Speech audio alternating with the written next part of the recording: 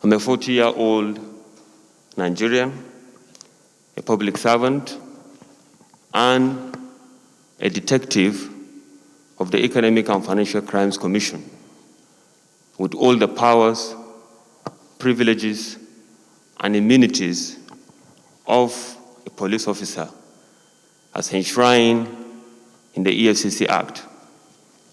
Mr. President, distinguished senators, I hold a bachelor's degree in economics some 20 years ago, and I also have a master's degree in international affairs and diplomacy, both of which I obtained from Usmanu Danfodio University, Sokoto. Mr. President, distinguished senators, I'm a certified fraud examiner from the prestigious American-based Association of Certified Fraud Examiners, which is the largest anti-fraud organization in the world, with over 85,000 members and members drawn from over 140 countries. I'm also a certified anti-money laundering specialist, which is also an American-based association that dedicates itself in enhancing the capacity of financial crime fighters around the world. Mr. President, I've also been trained by the Federal Bureau of Investigation and also the National Crime Agency of the United States and United Kingdom, respectively. United Nations Office of Drug and Crime are also an organization that trained me, the KPMG, the World Bank. Locally here in Nigeria, I've been trained by the Nigeria Police, the Department of State Security Service, and of course, the Economic and Financial Crimes Commission. Mr. President, my first and only job in my young and youthful life is with the Economic and Financial Crimes Commission, which I joined 16 years ago as part of the then drive of recruitment and training of EFCC's homegrown investigators. I joined the EFCC in 2004, and together with other 116 Nigerians, we were trained in the art of law enforcement and financial crime investigation. An open graduation from the police college where we were trained happens to be 9th overall out of the 117 officers that were trained. I was posted to Lagos then, Mr. President, distinguished senators, and I rose through the ranks from an ordinary team member to become a team leader. It is on record in EFCC that I happen to be the first regular staff of the EFCC to be appointed a team leader in the midst of all police officers that have dominated the scene of operations. I became a sectional head, and I also became a zonal head. And by way of emphasis, Mr. President, distinguished senators, I'm humbled to say also that I happen to be, as at today, the only EFCC officer to have headed 3 different zones. I was first appointed a zonal head of EFCC in Ibadan, and after my service there, I was transferred to Port Harcourt as the zonal head, and currently, before this noble nomination of me to the office of the executive chairman of EFCC, I'm heading the biggest and the largest operational base of the EFCC in Lagos, where I supervised 604 officers and men of the EFCC, including, of course, supervision of over 8,000 legacy cases and ongoing cases in the Lagos Zonal Office. Last year alone, distinguished senators, Despite the incidences of COVID-19 pandemic, as well as the end of SARS protest, which hit the Lagos zonal office more than any other zone, we were able to secure over 220 convictions. We also recovered over 10.9 billion, as well as over 1.9 million US dollars at the Lagos zonal office. Mr. President, distinguished senators, as I said earlier on, I've been in the EFCC for 16 years. I've participated in several high-profile cases that has taken me around the world.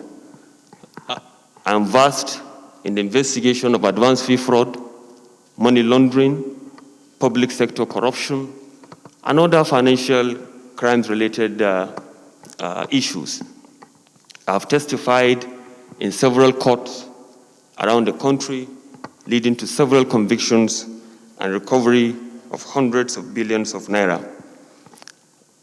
Mr. President, distinguished senators, I'm not only an investigator that investigates and prosecute offenders. Because of my expertise, I'm humbled to state also that I'm also a trainer at the EFCC Academy. As a young man coming out of college, I was pinpointed and I was assigned, among other officers, to be part of the training of the course that is immediately after us, which is course 2.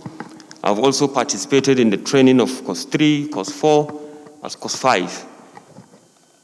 Most recently, I was heading the capacity development division of the EFCC Academy, where I was in charge with development of curriculum for the betterment of our officers. Mr. President, distinguished senators, I wish to state here that in all my career at the EFCC, the provisions of the Constitution of the Federal Republic of Nigeria, the extant laws of this country, rules and regulations within the EFCC have always and will always guide my actions if confirmed by this hallowed chamber as the next executive chairman of the EFCC. I'm not unmindful of the enormous responsibility before me and my colleagues, but I believe we are up to the task. And I also believe that we will not fix the blame of the past. We will accept our own responsibility for the future. The fear of God, national interest, patriotism in us, and the fact that we are young men, the future of this country is with us, are the driving force that will ensure that come what may, at the end of my tenure, I will leave the EFCC a better place. Mr. President, distinguished senators, permit me to state here also that the EFCC is apparently the only cosmopolitan agency in Nigeria looking at the composition of the board of the EFCC. You have representation from the Ministry of Finance, from the Ministry of Foreign Affairs, from the Ministry of Justice. You have Comptroller General of Customs, you have Comptroller General of Immigration, you have Comptroller General of Prisons, CBN Governor, Director General of the DSS, Director General of NIA, among others, which makes it very easy for me, if confirmed by this hallowed chamber, to be able to relate with other security agencies in this country for the purpose of achieving the mandate of this government of ridding this country of all forms of corruption as well as economic and financial crimes. And to our strategic partners around the world, particularly in the United States of America, United Kingdom, South Africa, etc., I intend to work with them closely, sharing information and intelligence in order to attain our mutual objectives as well as our independent objectives as well. But paramount of which is close to my heart is the fact that we need to repatriate all our stolen assets for the benefit and the betterment of all Nigerians here at home. Mr. President, distinguished senators, I'm not unaware of the fact that my nomination has caused a lot of hope for the teaming. You make reference copiously to the extant laws that set EFCC up and others. And so I assume that you are very conversant with the provisions of the EFCC Act. My question is on Section 2(1)(a) sub 2 of the EFCC Act, which stipulate for qualification outside of academic qualification. Abdul-Razid, within the context and the definition of that section, are you qualified to be appointed as EFCC chairman? Mr. President, it's a straightforward question. UWO means unexplained wealth order. Yes. And you know what Unexplained Wealth Act is. And you know, as an international investigator, especially as it relates to money laundering, asking you to be the executive chairman of EFCC in Nigeria and to succeed without the unexplained wealth order is like asking you to do the impossible. Are you going to push for the Unexplained Wealth Act and order that is very basic and necessary in fighting money laundering and financial crimes? In answering my question, you may wish to highlight on what that term means. As it is, Nigeria is one of the only countries around, you know, that has not invoked the Unexplained Wealth Act or order.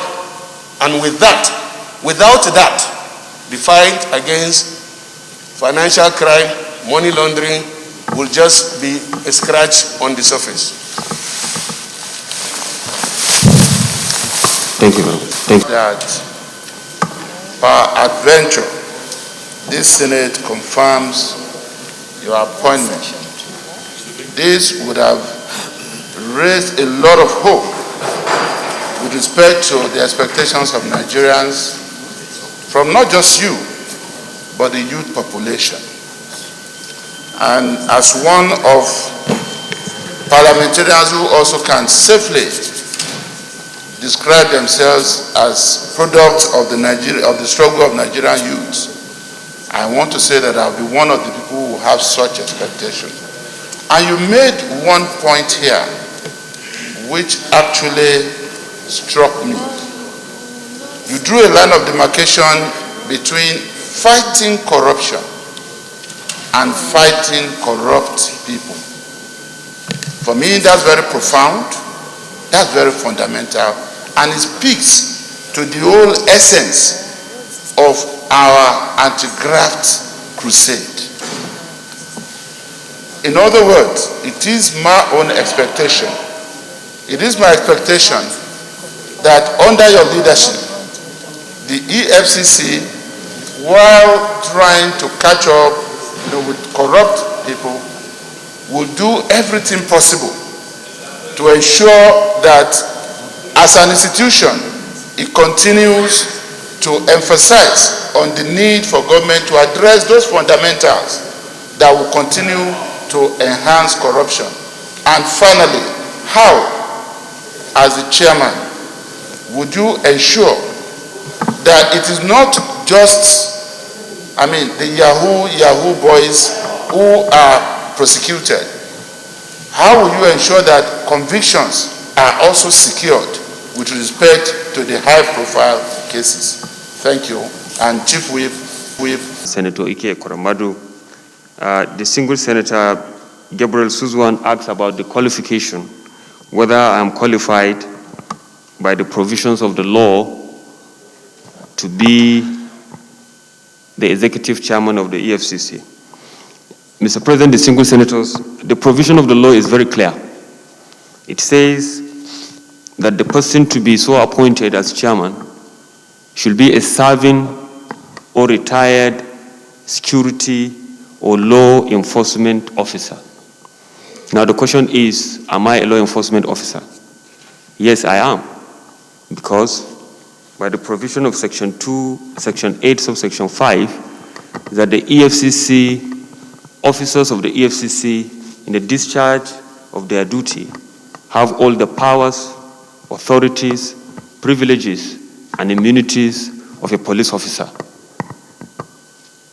We have been trained, as I said during my opening remark, as law enforcement officers. We have been trained in musketry, handling of arms, etc., etc. Have been trained to arrest, to detain, to interrogate, and to also testify in court, which we have done and which I have been doing since I joined the EFCC. So in that regard, I'm eminently qualified. The second issue there is that the officer to be so nominated must have 15 years cognate experience in law enforcement. I've been in the EFCC since 2004. If we do the math, distinguished senators, you can see that I'm well over 15 years as a law enforcement officer. The third issue is that the officer to be appointed should not be below an assistant commissioner of police or its equivalent. Now, I'm not a police officer, but the equivalent of my rank is the equivalent of that of an assistant commissioner of police. So in answer to distinguished senator question on whether I'm qualified, the answer is yes, I'm qualified.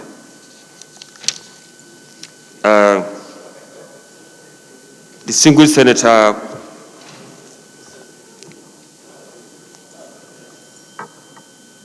Wamoko asked whether or not I'm going to retain police officers or whether or not I'm going to return all of them. Mr. President, distinguished senators, the issue of secondment or the secondment of personnel in public service from one agency to another is an issue of need.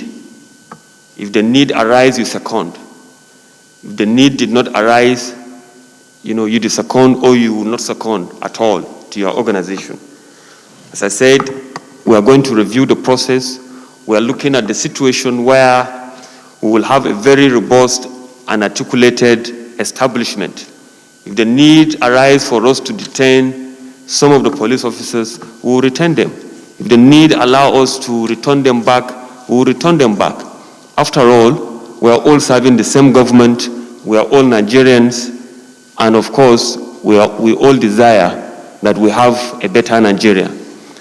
I just want to add here, Mr. President, distinguished senators, that we at the EFCC, we are very, very grateful with the foundation laid by the police authority at the EFCC.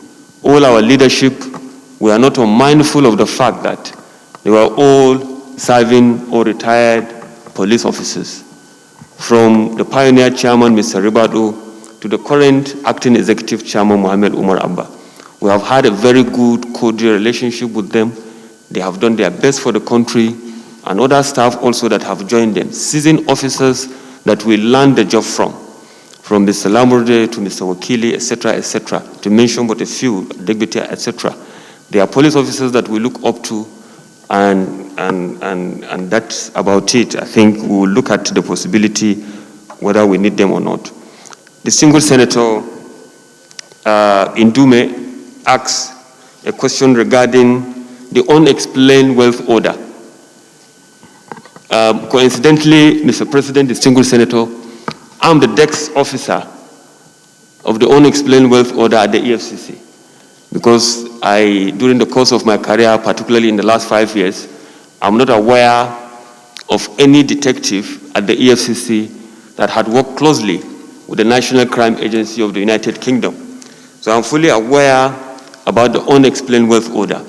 But there is certain provision at the EFCC, in the EFCC Establishment Act, that more or less, gave us also these powers.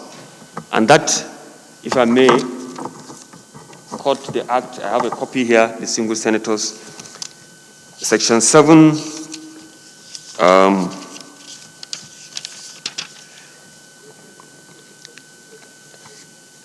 Section 7, subsection 1B states that the Commission has the power to cause investigation to be conducted into the properties of any person if it appears to the Commission that the person's lifestyle and the extent of the properties are not justified by his source of income.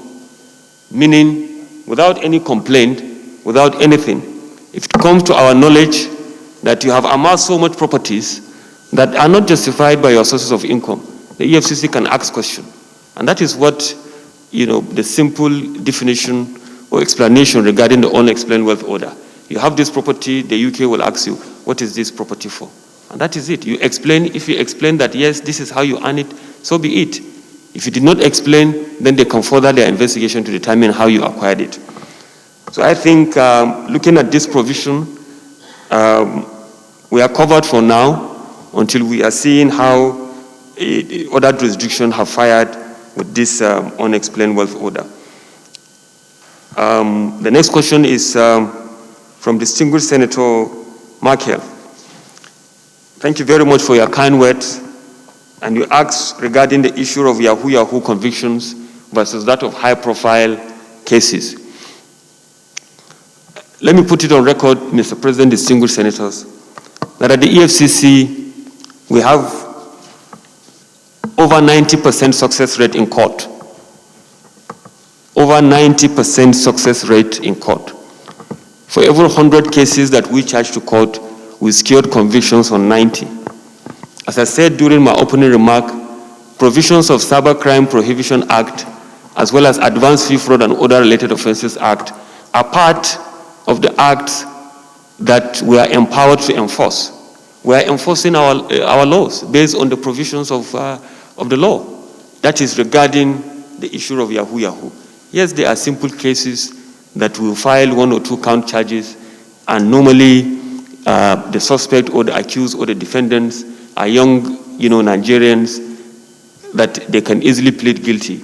Particularly with the passage of the Administration of Criminal Justice Act 2015, they can easily plead bargain and continue their life. But the high-profile cases, we are dealing with politically exposed persons, people that have held position of power and authority, people that have access to funds and they can hire, the best lawyers in town. And of course, their reputation and what they stand for, calls to question.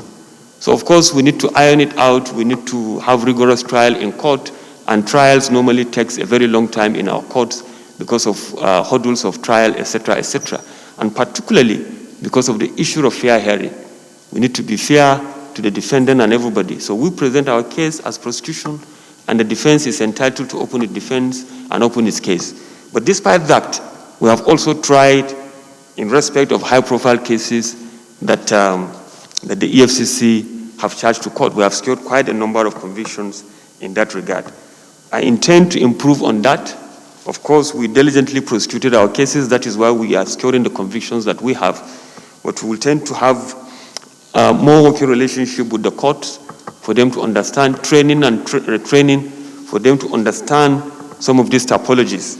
And let me also use this opportunity, Mr. President, distinguished senators, there is a way we can work on particularly amending, of course, some of our concerns regarding some of the emerging issues on AJA, etc.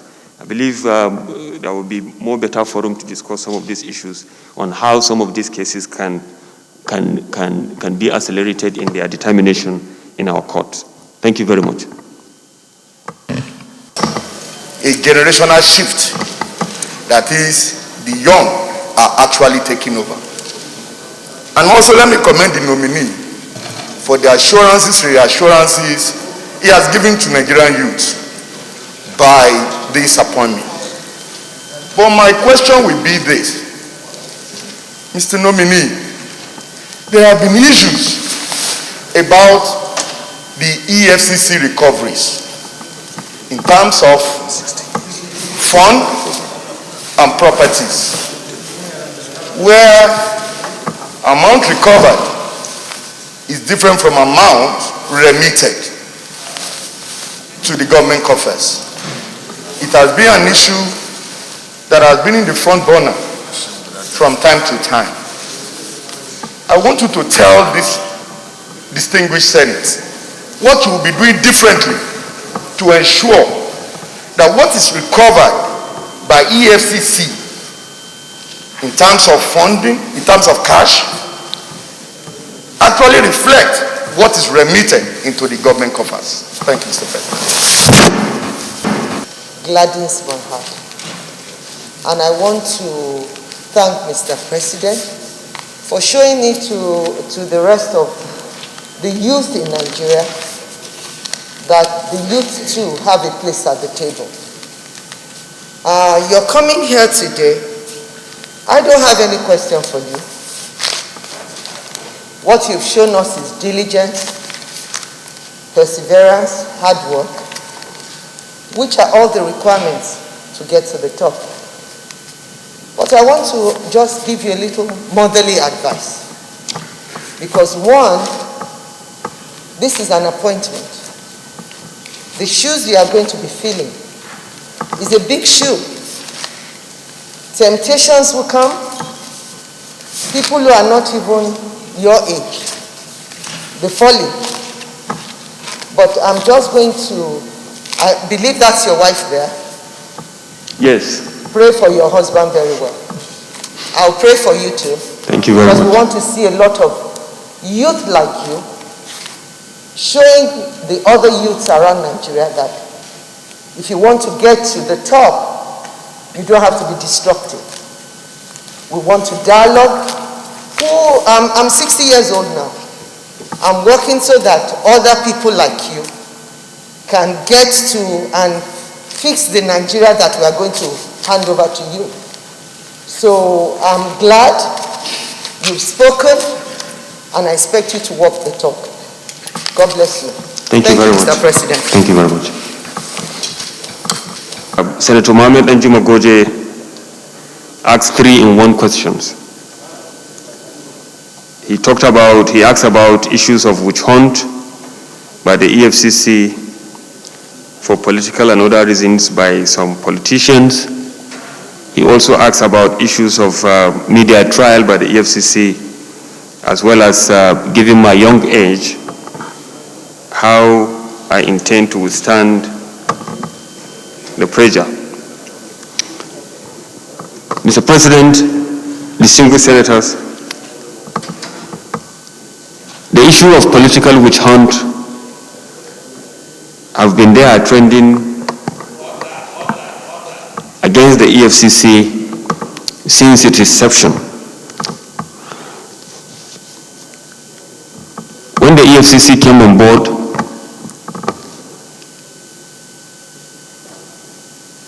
certain political party was in government, but I'm aware that members of that political party were also investigated and charged to court. Currently, another political party is in power, and members of that political party were also investigated and charged to court. When it comes to the issue of trial in court,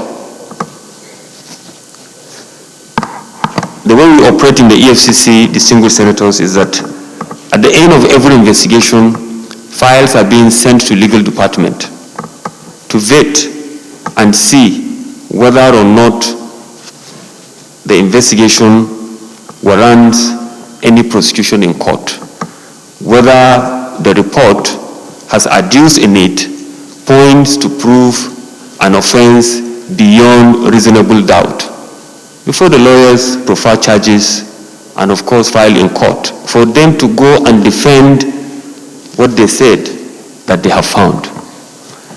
And as I said, we are not perfect, but during answering some of my previous questions, I do state here, and I stand to be challenged by everybody, that we have 90% success rate on matters that we have charged to court. On the issue of media trial, We have a responsibility as a commission to enlighten the general public regarding our activities as a commission, as an agency of government saddled with the responsibility of investigating economic and financial crimes.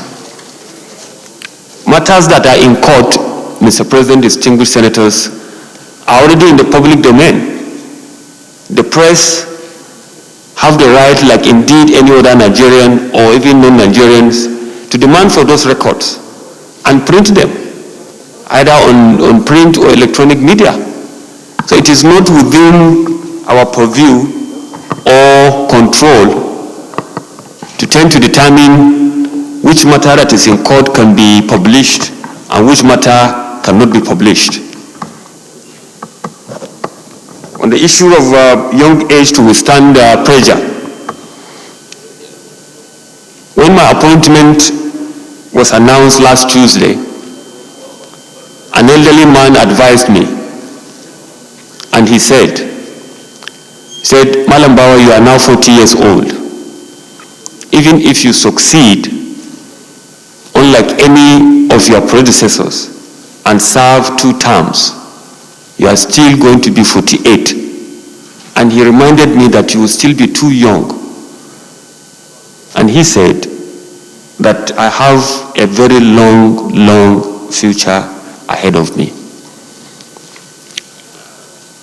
I am a human being, I'm not perfect, but I assure you, Mr. President and distinguished senator, I'm going to discharge my duties without fear or favor, without any ill will,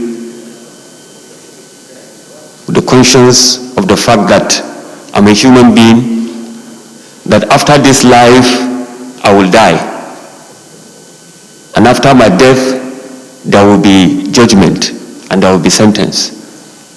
I only hope and pray that I and my colleagues will be able to discharge this onerous responsibility that has been bestowed on us. Senator Mohammed Sani Musa asks about my relationship with the former acting chairman, Mr. Ibrahim Magu. I have a very cordial relationship with him. I was never arrested, I was never detained by him. In fact, during the week of my nomination and to date, he even called me on phone to congratulate me for this appointment. I maintain relationship with all my predecessors, God willing, if confirmed by this Senate. I'm in contact with all of them for consultations and for advice when the need arises. So I do have a very cordial working relationship with him. Senator Bulkachua and Senator Yai asks on the issue of recovered assets and whether or not what is recovered is being remitted to the government, and also what happened to such properties. The EFCC is not only serving the public, it also serves the private sector. And recoveries are made both for the public or for the government, and of course, for individuals in the private sector. As I said during my presentation, that the Lagos Zonal Office recovered over 10.9 billion last year. All of that money does not belong to the government, either federal government or state government. Federal government as victims have their own share of the money, so also the Lagos state government, so also Ogun state government, so also various individuals, corporate entities. So anytime an EFCC chairman do mention about the recoveries he made, he mentioned about everything that he has recovered, either for the government or for the public sector. Or for the private sector.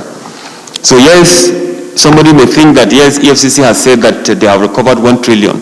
Then they will go to the EFCC recovery account, and then they will see only 900 million, and then they will ask, why is 100 million?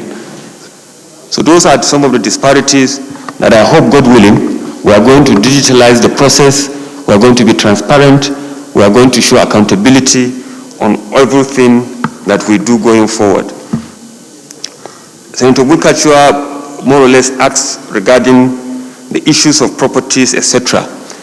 In the EFCC, we have a full-fledged Directorate of Asset for Future and Recovery Management. A full-fledged directorate with director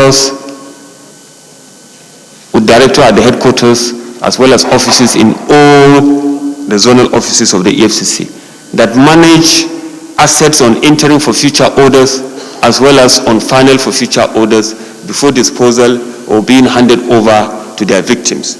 We are working on that. We are working on digitalization of the process. We are working on putting the records up to date. The government, even as we speak, are working on that as well.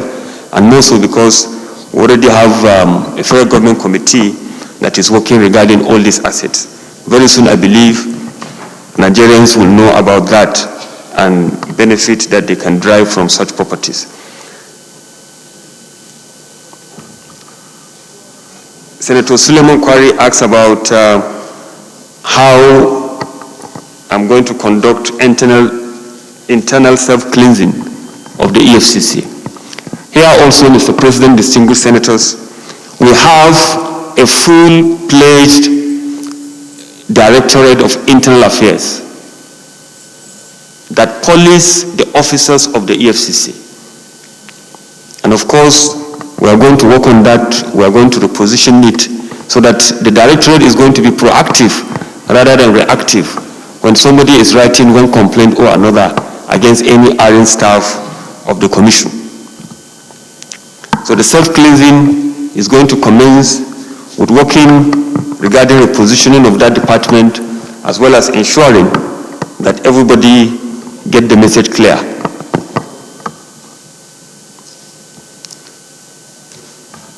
Distinguished Senator Abdullahi Adamu asked about one thing that I feel that I can do differently. And that thing is leading by example, sir. Leading by example. I've always done that with all sense of modesty in all the bits and zones that I have handled. I've never been in office a minute after 8 except if something happened. Not that I cannot come in 9 o'clock or 10 o'clock, but I try to as much as possible to ensure that I am leading the pack. And that is an area where I feel that I'm going to make difference as the next executive chairman, if confirmed. Not only on coming to the office early or late, but in all ramification regarding what is expected of an ideal EFCC operative, detective, or prosecutor, and indeed a staff of the EFCC. And thank you very much, Senator Oluremi, for the motherly advice you gave earlier on. Thank you, sir. How do you intend to navigate and tackle this thorny issue in order that the EFCC does not run into trouble with the public? Thank you, Mr. President. Senator Aishatu. The organization. Mr. President, my distinguished colleague, for long, this country has been clamoring for generational shift in governance, that is, involving the youth in governance. And this is one nomination that is most welcome in that direction. And I'm sure with the experience of the nominee from the organization, right from the inception to date, we will see vibrancy and commitment in the fight against corruption.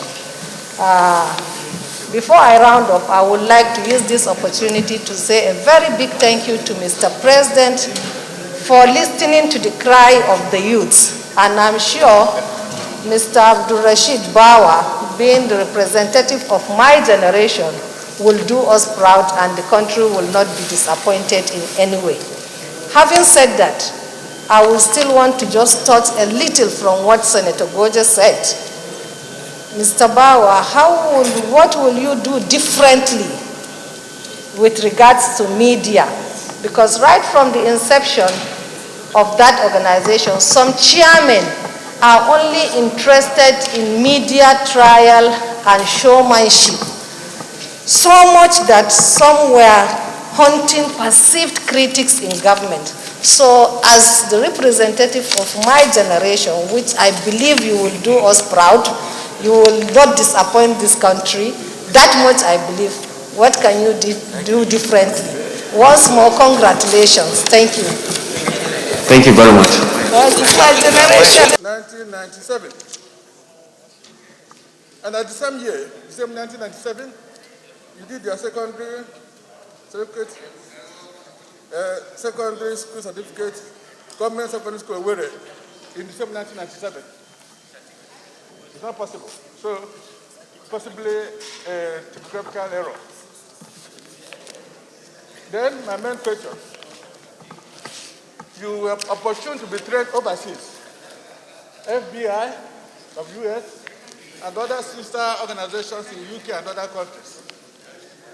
Now in Nigeria, what are those things that are in our laws or are not in our laws that have limited this operation, this successful operation of fighting crime, financial crime in Nigeria? Because you may have your very good intention, but you can't operate outside the law like you quoted. What are those things that if it is implemented here, we can now measure like international similar organizations? Thank you very much. Thank you very much. Issues around asset for future management and disposal. I've already answered some of the concerns in relation to asset management from the questions raised by Senator Bulkachua and Senator Yayi. But distinguished senators, going forward, sequel to the outcome of the Presidential Committee on the Disposal of Assets, issues of asset disposal, God willing, will be carried out on case-by-case basis. As we are concluding the case in court, sequel to the court pronouncement, we will go on seamlessly and discharge that asset without necessarily keeping it for others to come after 1 year, 2 years, or 3 years. And I think that will solve most of our problems, as we are hoping and praying that the Presidential Committee will dispose all the assets that are currently under final for future to the government. The single Senator Aisha asked about the issue of media trial, what I intend to do differently. I have an experience I want to share with Mr. President and distinguished Senator. Going through my CV, there's an area where I said that I participated in the investigation and prosecution of cases involving petroleum subsidy, and were able to manage the stories very well despite media prompting and concerns.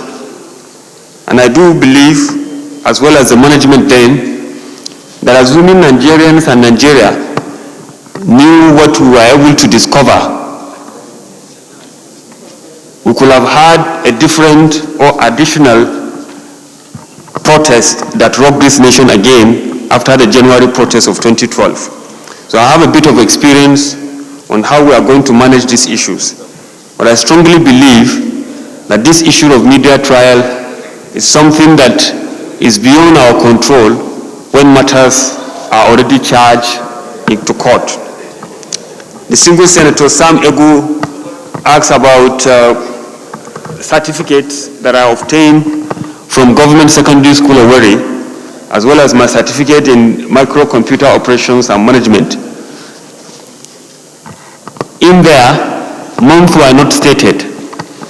I finished my WAEC on the 31st of May 1997. And from that time to the time that I joined in Usman Danfodio University, Sokoto, in February 1998 at the age of 18, there was about 8 months. And it was within that period of time that my parents decided that I should go on and have a bit of computer education. And that was when I obtained that certificate in microcomputer operations. Distinguished Senator Sam Ogu also asked about having gone around the entire world investigating cases and coming back, what is the one thing that is different between what is happening overseas and what is happening now? What is happening in Nigeria?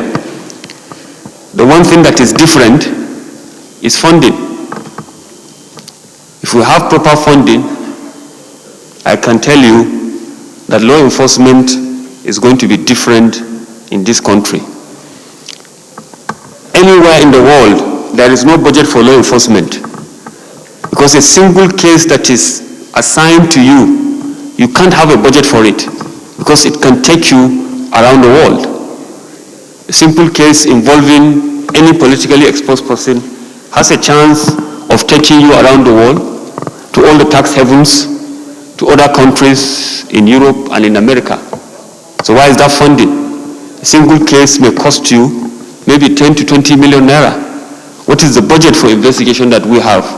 I'm not privy to any of our budget presentations as at now, but I believe that proper funding can change the face of law enforcement in this country. Distinguished Senator Utazi asked about, did not ask question per se, but advise as a former chairman of Anti-Corruption Committee of the Senate. I assure you that your presentation and your reminder regarding the provision of ONCAC, as well as the way we conduct training of our cadets, will be taken in. And from time to time, if you wouldn't mind, I will still be seeing you for consultations regarding how we can implement some of your experiences in this field. Mr. President, that's the last question that I have here. And I wish to thank you, Mr. President, and other distinguished senators here present for taking time to attend to me in a timely manner, and also to listen to all that I have said.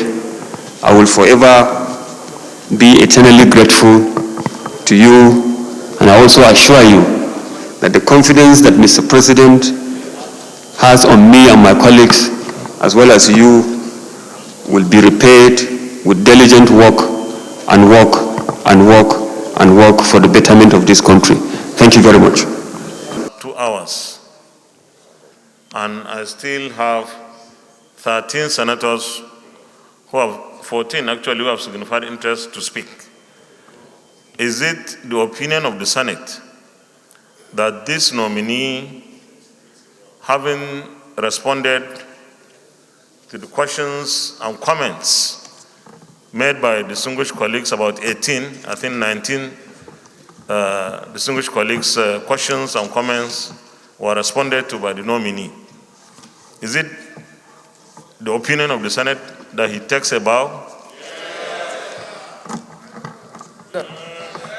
Is it? Okay, let me appeal to our colleagues who are not able to speak.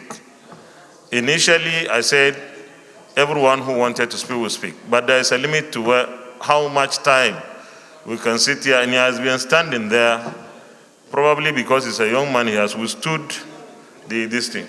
So I want to appeal to our colleagues, those that have not been able to speak, please to give us their understanding. So once again, is it the view of the Senate that he takes a bow and go?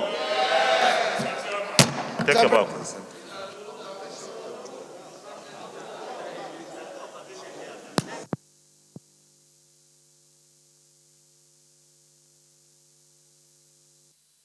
The hall considered the request of Mr. President CNC for the confirmation of a nominee for appointment as chairman of the Economic and Financial Crimes Commission, EFCC.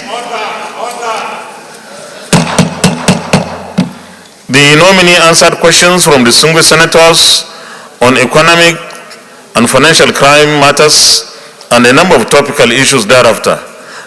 The committee approved the nomination of Abdurrashid Bawa as chairman of the Economic and Financial Crimes Commission, EFCC. Is this a true reflection of what transpired in the Committee of the Whole? Thank you.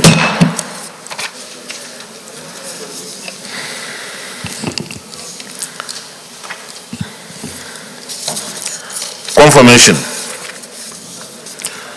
Will the Senate confirm the nomination of Abdurrashid Bawa as chairman of the Economic and Financial Crimes Commission, EFCC? Those in favor say aye. Those against say nay. The ayes have it. The nomination of Abdurrashid Bawa is hereby confirmed as chairman of the Economic and Financial Crimes Commission. Congratulations. Thank you very much, distinguished colleagues. Leader of the Senate. Mr. President, my highly respected and distinguished colleagues,